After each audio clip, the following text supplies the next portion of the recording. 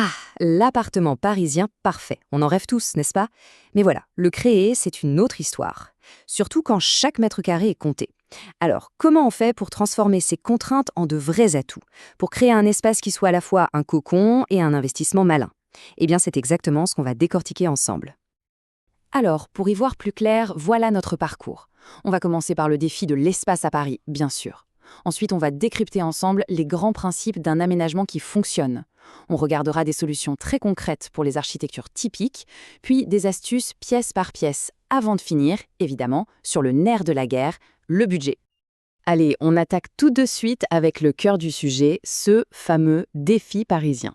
Parce que soyons clairs, ce n'est pas seulement une question de surface, loin de là. C'est un vrai casse-tête. Comment on fait pour que l'appart soit pratique au quotidien et en même temps un lieu beau, inspirant, qui a une âme? En fait, tout est là. C'est cet équilibre, parfois fragile, entre la fonction et la forme. C'est ça la clé. C'est vraiment la question que tout le monde se pose. Et ce mot agréable, il est hyper important. On ne parle pas juste de changer la couleur d'un mur ou d'acheter un nouveau canapé, non. L'idée, c'est de repenser l'espace pour qu'il travaille pour nous, pour qu'il fluidifie notre quotidien, qu'il réponde à nos vrais besoins, et parfois même à ceux qu'on n'avait pas encore identifiés. Et la solution, en fait, elle est juste là. Il faut arrêter de voir chaque pièce comme un volume figé et commencer à la voir comme un potentiel. L'objectif, du coup, c'est simple, c'est l'optimisation intelligente de chaque recoin.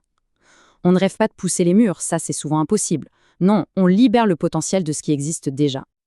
Ok, c'est bien beau tout ça, mais comment on passe de l'objectif à la réalité?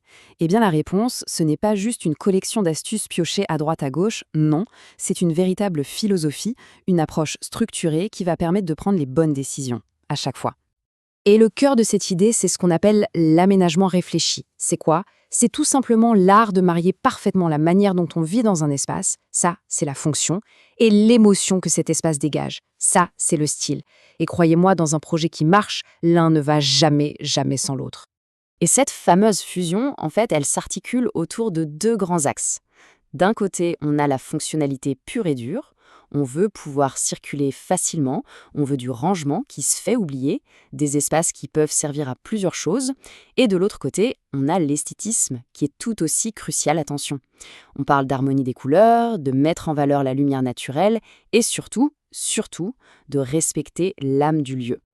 Bon, concrètement, cette philosophie, elle repose sur 3 piliers. Très simple. Premièrement, la verticalité. Il faut penser vers le haut, conquérir les murs jusqu'au plafond. Deuxièmement, la lumière, la faire entrer, la faire circuler, c'est absolument essentiel. Et enfin, troisièmement, la polyvalence. Chaque meuble, chaque élément doit pouvoir faire plusieurs choses. C'est vraiment avec ces 3 leviers qu'on gagne de l'espace sans avoir à déménager. Ok, maintenant que les grands principes sont posés, on va voir comment tout ça s'applique sur le terrain. Parce que, évidemment, un loft sous les toits et un grand haussmannien, ça ne raconte pas du tout la même histoire. Chaque architecture a ses propres contraintes, mais aussi ses propres atouts cachés. Toute l'intelligence, c'est d'adapter la stratégie. Et bien sûr, la taille de l'appartement, c'est le premier critère qui change tout.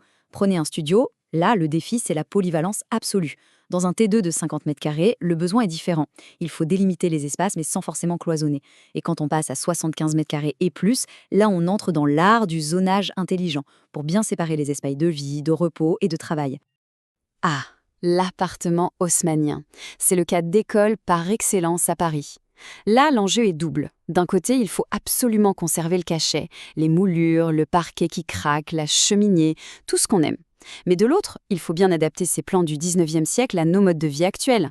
Très souvent, ça passe par le fait de rapprocher la cuisine du salon. Et là, les rangements sur mesure deviennent indispensables.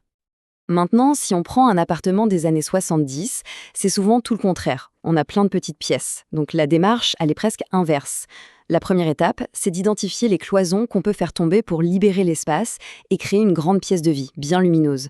Et seulement après, on va redélimiter les zones, mais de façon subtile, avec une verrière ou un claustrat. Pour les lofts et les duplex, là, c'est une autre histoire. Le terrain de jeu, il est vertical. La hauteur sur plafond, c'est l'atout numéro 1.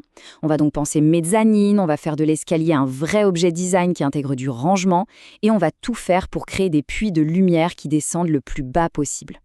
Bon, après les grandes structures, on va maintenant zoomer sur des pièces bien précises. Parce que dans un appartement, il y a des zones qui sont plus stratégiques que d'autres. Je pense à la cuisine, à la salle de bain et même à l'entrée.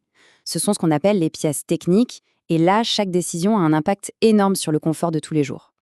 Par exemple, dans la salle de bain, la douche à l'italienne et les sanitaires suspendus, ça change tout. Ça libère visuellement l'espace au sol. Pour la cuisine, si on veut l'ouvrir mais pas trop, la verrière reste la solution reine pour séparer sans fermer.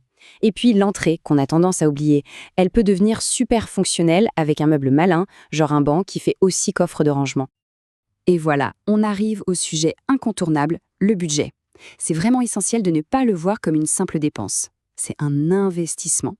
Un investissement dans la valeur du bien, c'est certain, mais c'est surtout un investissement dans la qualité de vie.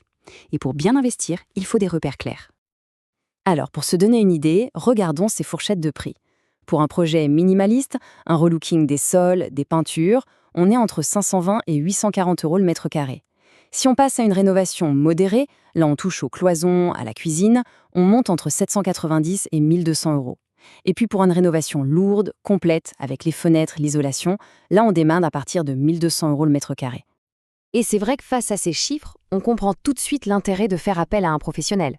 15 ans d'expérience, par exemple, ce n'est pas juste un chiffre, c'est la garantie d'une vision globale, de quelqu'un qui saura faire les bons choix, anticiper les problèmes techniques, et au final, s'assurer que chaque euro investi est utilisé de la façon la plus intelligente possible. Parce qu'au fond, l'objectif ultime, il est parfaitement résumé ici. Au-delà des plans, au-delà des matériaux, le but c'est de trouver un style qui réponde à des désirs profonds, pour que le lieu de vie soit vraiment synonyme de bien-être. C'est ça, la finalité d'un projet réussi. Le bien-être, tout simplement. Et ça nous amène à une dernière question. Et si notre intérieur, au lieu d'être juste une série de contraintes qu'on subit, devenait en fait notre meilleur allié, une source d'équilibre, de bien-être au quotidien? Vous voyez, l'aménagement, ce n'est plus une simple question de décoration. Ça devient la clé pour transformer l'endroit où l'on vit en un lieu qui nous fait vivre mieux.